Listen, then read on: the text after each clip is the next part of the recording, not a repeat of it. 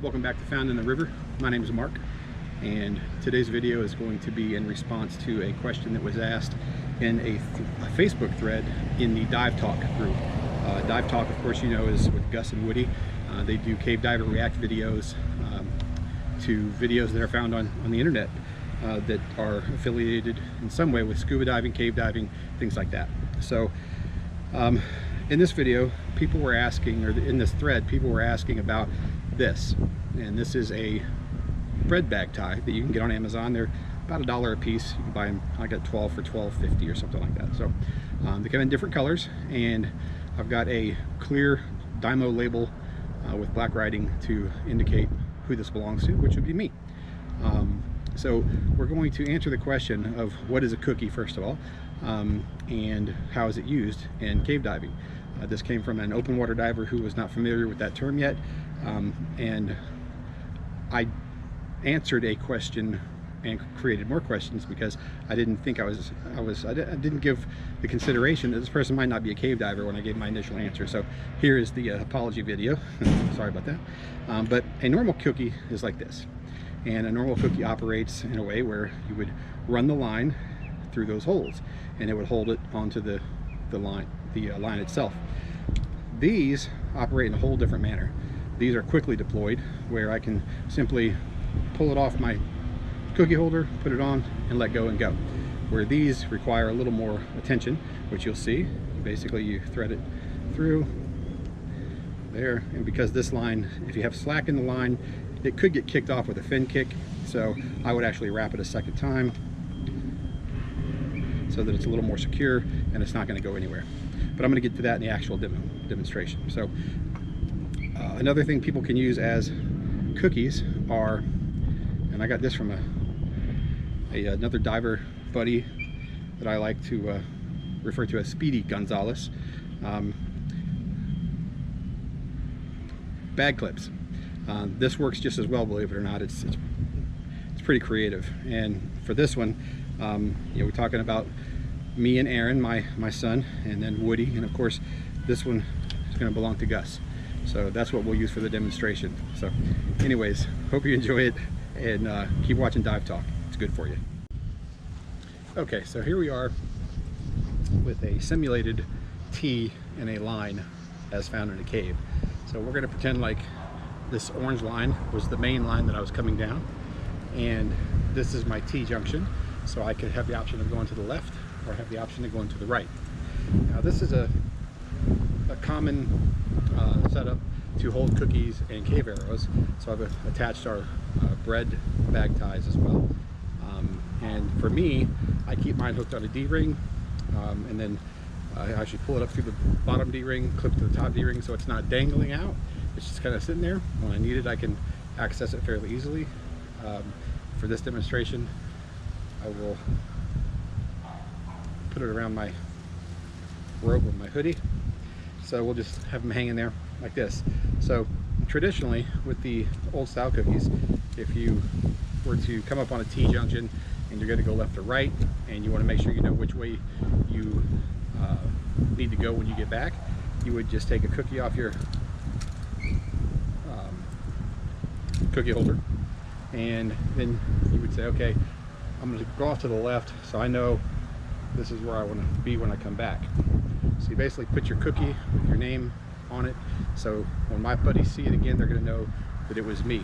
Now, if there's enough slack in the line, something I like to do is I like to kind of double wrap it. So I'll then take it and double wrap it in one at the top or the bottom. Some people do it top to bottom, some people do it around the side for cave arrows, but I like, you know, either one is fine.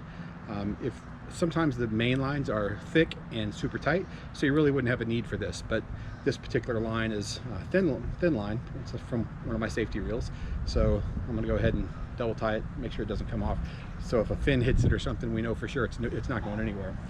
So then I go off, and I never go under the line, by the way, but I'm not 9 feet tall.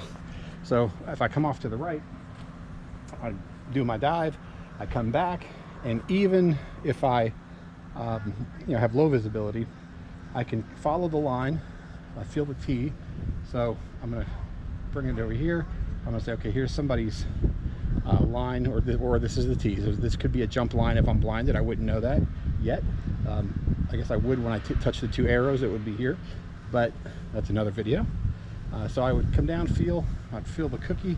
I would know, okay, yep, that's my cookie. This is where I have to go to get out of the cave. So at that point, I can simply take my cookie off the line. And if I were in a low visibility situation, I would never let go of the line, so I would hook it with my arm and simply place my cookie back on my cookie holder, and then I can grab the line again, never letting it go from under my arm. So then that's how you would find your way out. Now, if you're on a DPV, and this is what this discussion has been about, if you're on a DPV, you've got your cookies on the other side here, and you've got your cookies on a cookie holder, whatever I know Gus and my son actually uses Gus's setup on his Orca Torch light, where the bungee comes over the light, he can pull it off that way. But I use this. So if we're DPVing and we come to a T, and it's one of those nice gentle turns, you know, we don't necessarily want to slow everybody down just to put the cookie on there, because if you did do that, everybody would have to stop, grab their cookie, deploy it, and if they're going to do a double wrap, I have to, because this line is not that tight. So there it would be. Now, if I have these newfangled cookies, I could simply, you know, come up to the line at 2 knots. I can pinch it, set it, and go. So now I know, and it was very quick, that this is my cookie. For the short run, we know that not many people are going to have these type of cookies out there, but I have a feeling they're probably going to gain popularity. Maybe not with the old school guys, but I think, you know, the new guys, new people coming in, might find a way to make these very practical.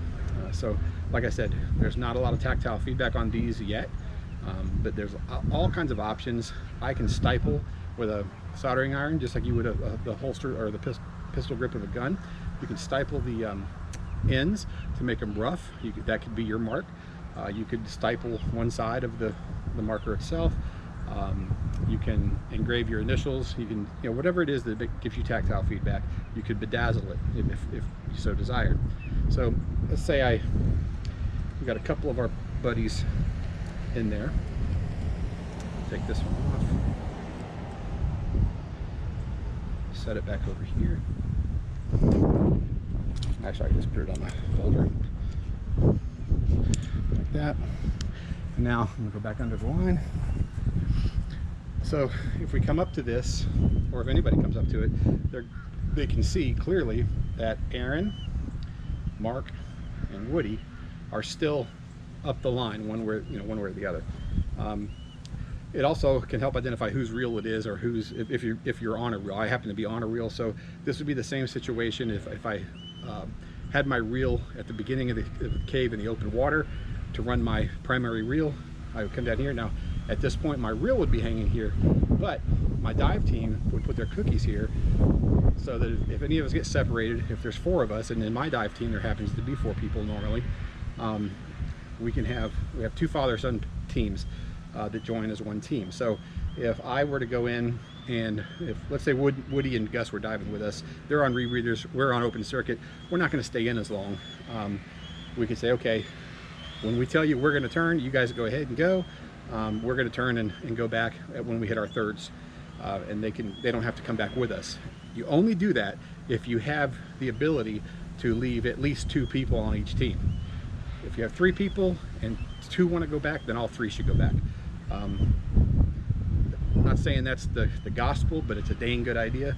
But if you have 4 people, 2 can continue, 2 can go back. That's not an issue, as long as you discuss that pre-dive. As long as you make those arrangements and say, hey, since we're on open circuit, you're on a rebreather, enjoy your dive. We're going to go as far as we can, and then we'll go ahead and turn around. You guys keep on going. So make sure you pre-arrange that.